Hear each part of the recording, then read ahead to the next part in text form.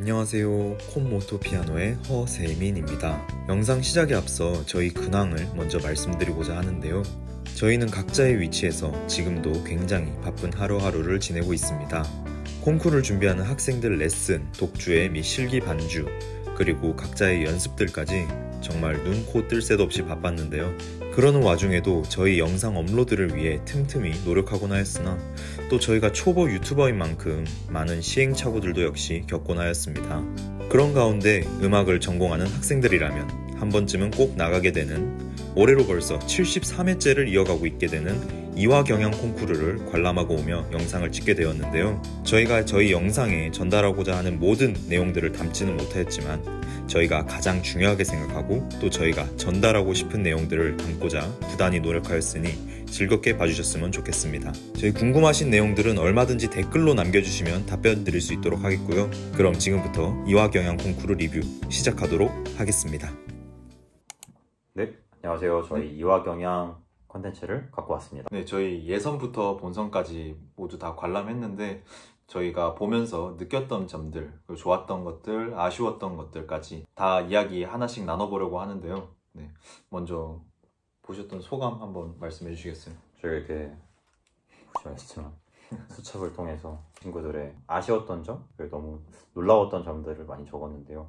사실 예선과 본선을 둘 다 봤는데 예선은 당연히 아직 이제 시작한 친구들도 있을 수 있고 같은 전공이더라도 실력이 사실 편차가 있기 때문에 좀 보면서 이런 부분은 저희가 레슨을 한다면 이렇게 가르칠 수 있겠다라는 생각을 하게 됐고, 사실 저희 선생님께서 콩쿠르를 보러 다니는 게 너무나 큰 도움이 된다고 하셨기 때문에 콩쿠르를 보러 다녔고요.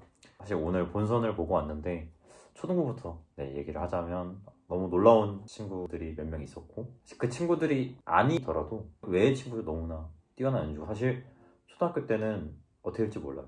중학교, 고등학교 올라가면서 너무나 많이 성장할 수 있는 환경이 있기 때문에 다들 열심히 연습하셨으면 좋겠고, 이미 이화경향 본선 올라온 것만으로도 정말 엄청 대단한 거죠. 대단한 거기 때문에 더 노력하셨으면 좋겠고, 저희가 이제 어떤 노력을 좀 더 하면 좋을지에 대해서 간단하게 설명드리도록 하겠습니다. 저희가 보면서 노력하면 좋겠다라고 생각이 들었던 것들 먼저 좀 이야기를 해보고 싶은데요. 초등부 같은 경우에는 다시 한번 얘기하지만 정말 놀라웠고, 다음 친구들 계속 들을 때마다 다음 친구가 더 기대되는 그런 연주들이었습니다. 다만 다소 조금 아쉬웠던 것들을 이야기하자면, 먼저 슈만의 아베그 변주곡이었죠. 템포적인 면에서 우선 첫 시작부터 이제 계속 바리에이션 넘어가면 갈수록 급해지는 친구들이 많았던 것 같아요. 템포가 일정한 흐름 안에서 친구들이 연주를 가져가면 더 좋았을 것 같은데, 몇 친구들 같은 경우에 굉장히 급해지기도 하고, 오히려 또 이제 급해지다 보니까 연주가 무너지기까지 하는 경우도 생각을 다 염두에 두고 이 템포를 설정을 해야 할 텐데, 그러지 못했던 점들이 조금 아쉬웠던 게 있었던 것 같아요.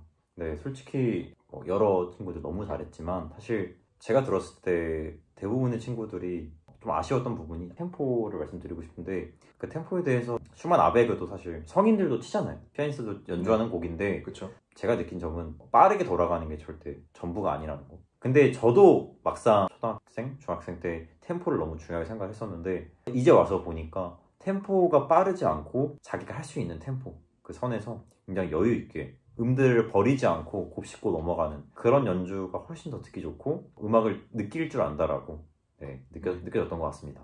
결국 본인한테 맞는 템포, 그리고 본인이 연주할 수 있는 템포로 연주하는 것이 가장 아름다운 연주고 가장 또 본인다운 연주가 아닐까라는 생각이 들어요. 그리고 한 가지 더 이야기하고 싶은 거는, 정말 이 역시 놀라웠던 거지만 또 한편으로는 아쉬웠던 점인 것 같은데, 소리에 대해서 이야기를 안 할 수가 없는 것 같아요.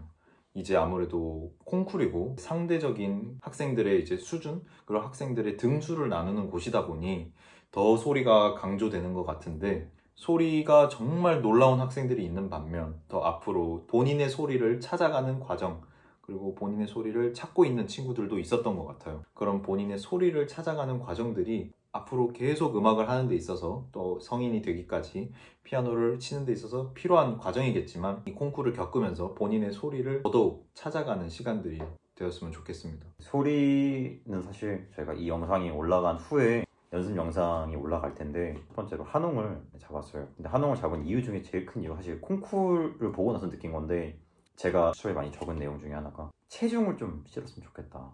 왜냐면 제가 겉핥기라는 얘기를 좀 레슨할 때 많이 하거든요.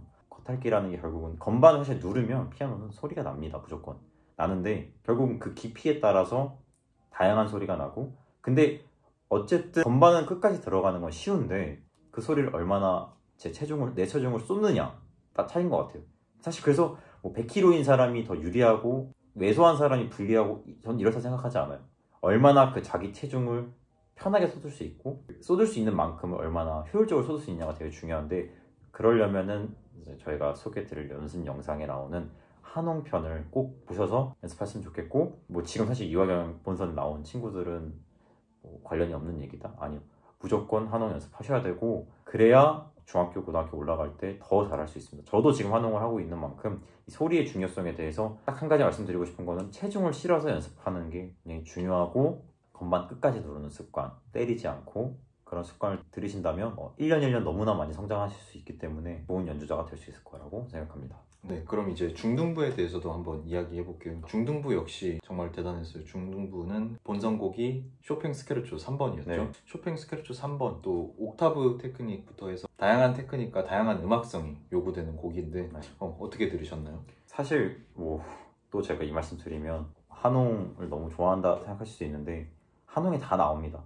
그런 아르페지오 음영, 옥타브 음영, 한홍에 다 나오기 때문에 한홍 연습을 정말 많이 하셨으면 좋겠어요. 한홍은 대학교 와서는 사실 저는 기초 연습, 기본기, 약간 손 푸는 연습이라고 생각을 하지만, 저희가 모든 사람들이 다 운동을 할 때 준비 운동도 하고 기본기 훈련하는 것처럼 한홍을 연습 많이 하신 분들이라면 실수하지 않으셨을 거예요.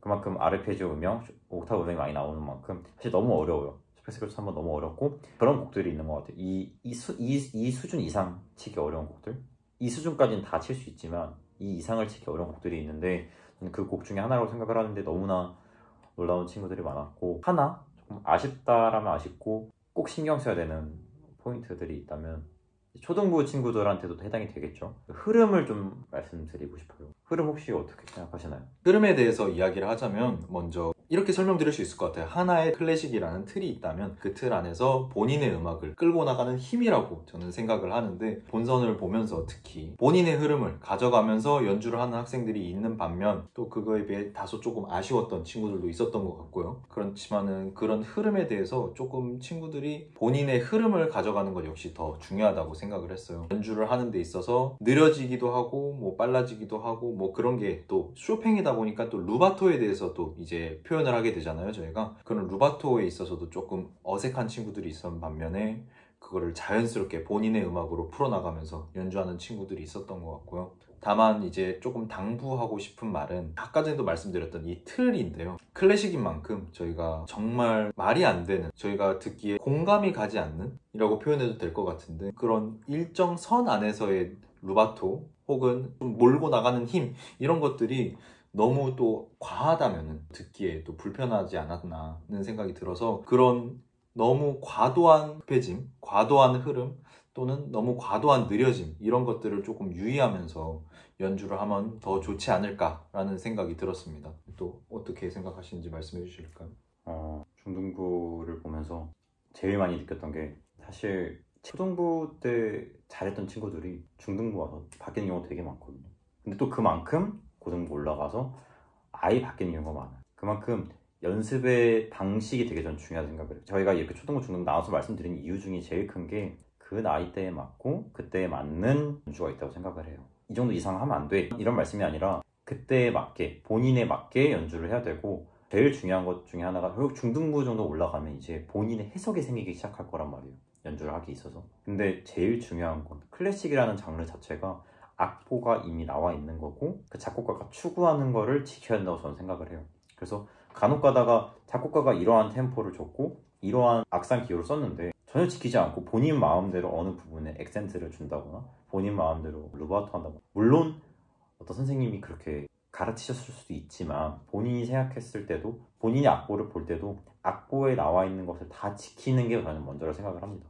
악보에 나와 있는 걸 다 지킨 후에 자신이 표현하고 싶은 음악을 덧입히는 게 되게 중요한 작업이고, 그러한 작업을 중학생 때부터는 해야 되지 않을까? 잘하는 친구들 같은 경우에는 제일 중요한 게 거기서도 템포, 악상 기호들, 이라고 생각을 해서 저희가 흐름으로 잡아봤고요. 마지막으로 고등부에 대해서 말씀해 주실까요? 고등부 같은 경우 초등부, 중등부를 넘어서 이제 성인을 바라보고 있는 기성 연주자가 되기 전에 이제 과정에 도달했다고 생각이 드는데, 고등부 같은 경우는 더 초심으로 돌아가서 악보에 있는 것들을 우선적으로 봐야 한다 생각합니다. 네. 오히려 더 봐야 한다고 생각하는 이유가, 이제 고등부쯤 되면은 다른 친구들 다 알겠지만은 이제 본인 연주할 거 다 하면서 손가락도 다 돌아가고 잘하는, 잘 치는 이제 그런 친구들일 텐데, 연주를 하다 보면은 저희들 같은 경우 악보를 잘 보지 않는 것 같아요. 저도 마찬가지였던 것 같고요. 악보에 적혀있는 악상 기호들, 아까 얘기했던 것들이지만 악상 기호들부터 해서 다이나믹, 그리고 이제 조금 더 세세하게 들어가면 슬러 표시들까지 다 하나하나 파고들면은 그 악보에 모든 것이 다 나와 있는 거, 말로는 다들 들어보셨을지 모르겠지만 실제로 지킬까에 대해서는